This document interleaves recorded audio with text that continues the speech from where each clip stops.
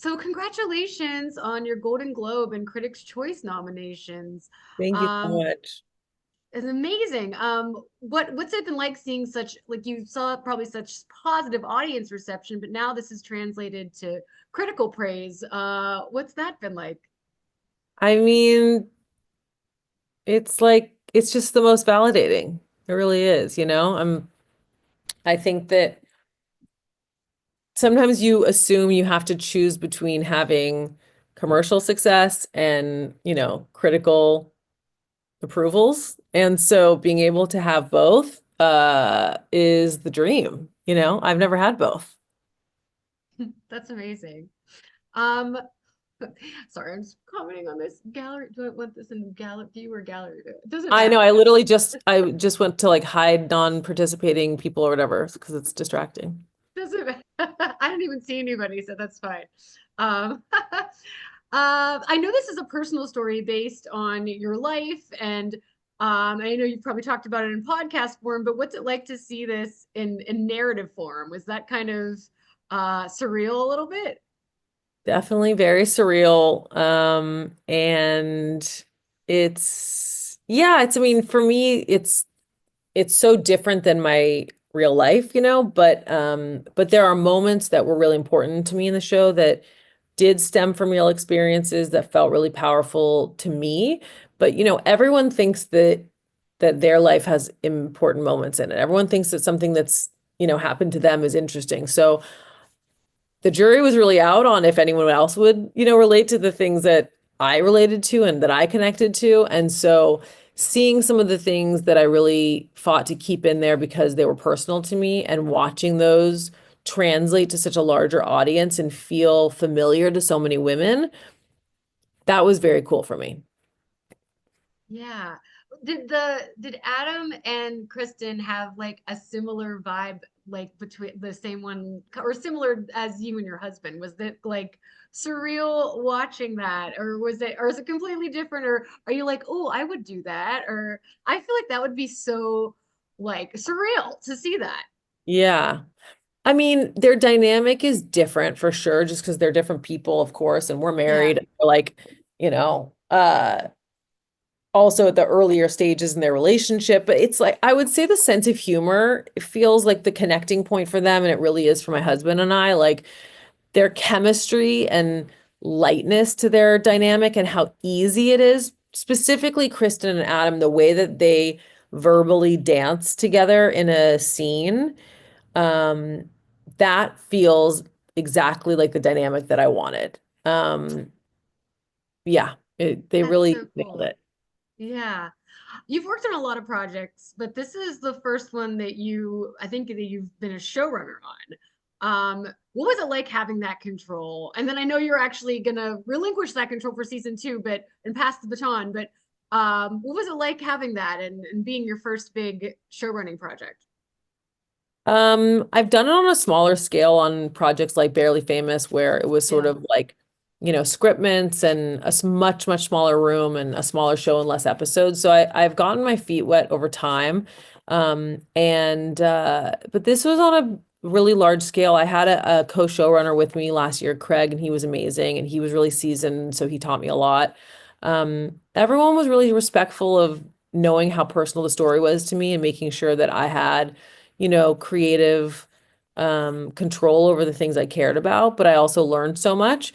And this year it's really not that different. I had a partner last year and I have amazing partners in the showrunners this year, and they are really, really great about, knowing that I was there last year and know what was working. And so they really are just helping champion me this season. And the job of a showrunner has a lot of creative aspects, but it also has um, a lot of aspects that are like running a business. And there's so much going on at the same time. I'm also doing a lot of press on season one.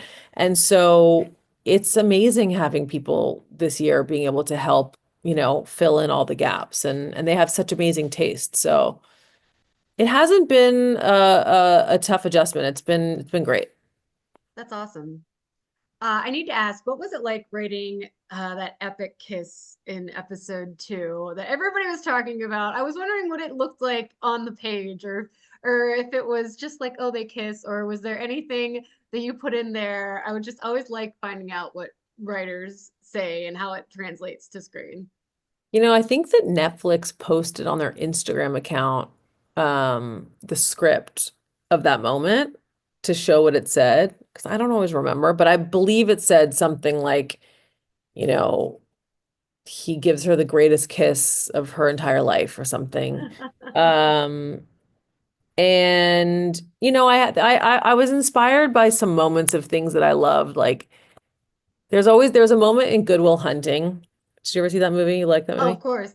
So, when they're having their first kiss while they're eating like hot dogs and they have mustard on their face, and it's like, oh, let's Yeah. get that out of the way. And I always thought that was a really um, clever way to get these two people to kiss for the first time. And so I really tried to think of ways that I could create a different kind of first kiss and have the build be different, feel like they're not about to kiss, feel like they're walking away from each other. They're talking about being friends.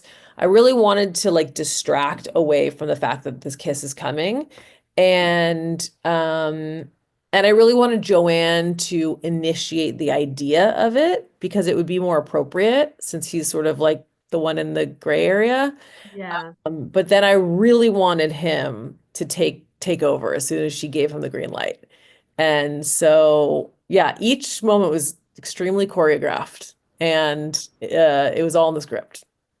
Oh, that's amazing. And it's everybody's, still talking about it. Mm. Um, you've come out against the Morgan and Sasha romance, but I was wondering how did that evolve in the writers' room? Did you kind of want to play with it a little bit and then pull back? Because I mean, I could see why you would want to.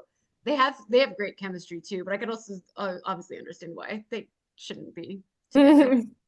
I'm honestly not against it. I mean, I was very for it in season one. They had a different trajectory originally. It was more of a romance and more of an affair.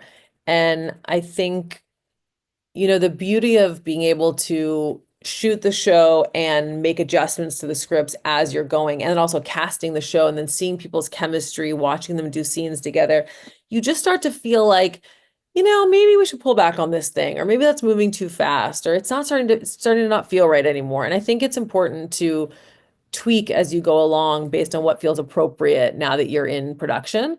And so we kind of kept pulling it back and back and back until, there was a very minimal amount there, but a hint of it. And I'm not against it. There obviously was something there, Yeah. there was something there, and I think we've figured out the right balance of how to incorporate it in season two. I'm excited to see where that goes. I love Joanne and Morgan's parents, and I think one thing this show does really well is that it doesn't short shift like everybody kind of has their these are real people, these are real characters that you love. I was wondering how those characters kind of developed. It's very specific. So stemming from my relationship with my husband, I come from a really unconventional family structure. My parents have both been married a tremendous amount of times, and I've had so many different versions of my family.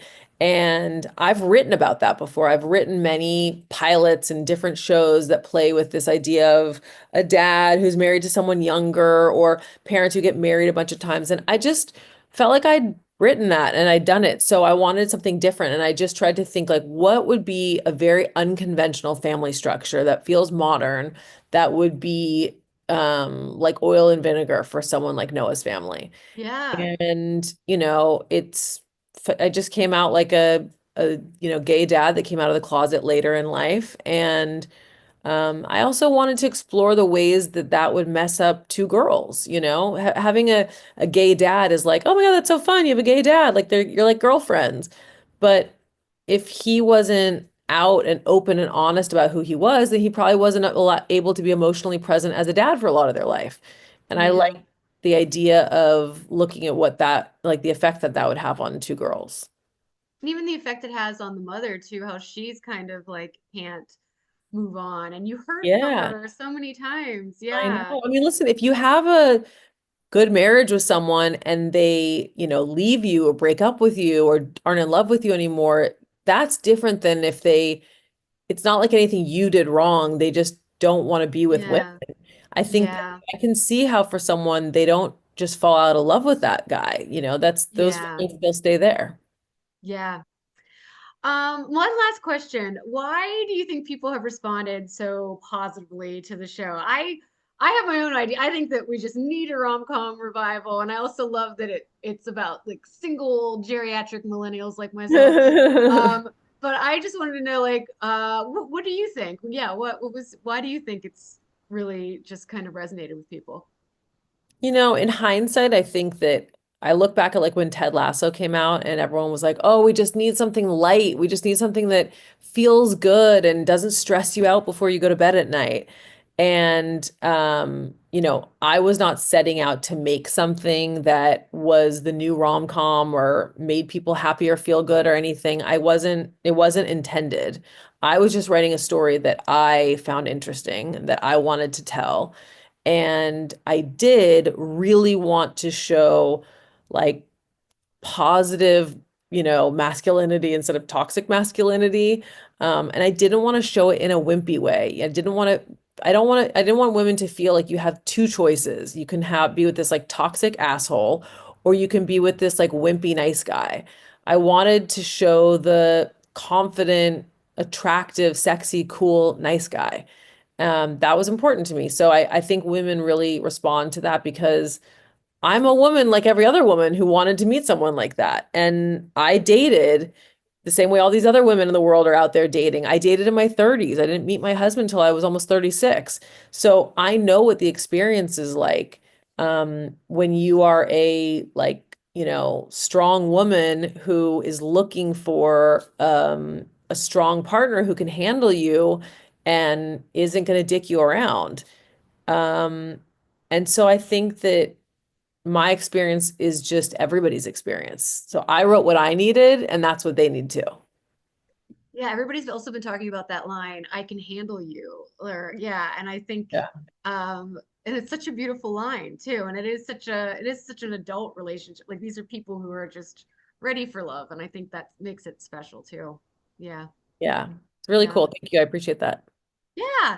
Thank you so much for this. I'm a huge fan. I have been telling everybody about it. I'm trying to get my parents to watch it right now because I know they'd like it, but they just haven't figured out, Netflix. I mean, they figured it out, but they just haven't gotten there yet. So I it's on get their it. list. Where do they live? They're in Pittsburgh. Okay, Pittsburgh, so you can't like Pennsylvania. go over to their house and turn the Well, TV. I'm in Pittsburgh too, so I see them Oh, on. then you can. So I can. So I just need to sit them down. I also have like a whole list of shows they need to watch, but this is what I'm Well, like, Dad, maybe you gotta make watch. put ours at the top of the list, Yeah, okay? I'll put yours at the top of the Okay, list. good. Okay. Nice to Thank meet you, you so Megan. much. Nice to meet you. Appreciate it. Okay, Have a good one. bye. Bye.